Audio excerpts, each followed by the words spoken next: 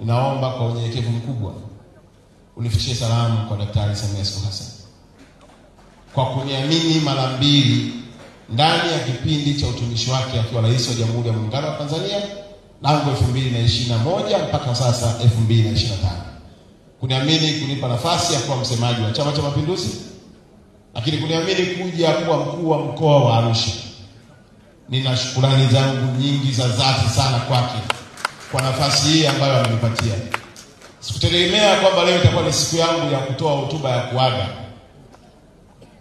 lakini kila jambo lina mwanzo na mwisho wake.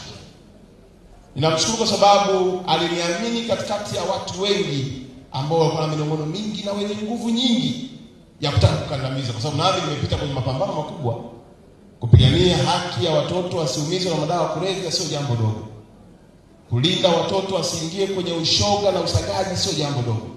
Wenye nguvu walipambana, lakini Daktari Samia Suluhu Hassan akaziba masikio. Na leo tunapoongea, mheshimiwa mgeni rasmi, kama kuna heshima na stahili kupata katika mkoa huu, anatakiwa apewe Mungu na Daktari Samia Suluhu Hassan. Asingekuwa yeye, nisingepata nafasi ya kuwa mtumishi. Asingekuwa yeye, nisingepata kugusa mioyo ya watu. Na asingekuwa yeye kunipa nafasi hapa, hata ili kongamano leo lisingekuwepo. Kwa hiyo namshukuru sana Mheshimiwa Rais. Naomba umfikishie salamu za upendo, mpatie maua yake, mwambie mdogo wako anakupenda, anakushukuru na anasema asante sana kwa heshima uliyompatia ya kufanya kazi.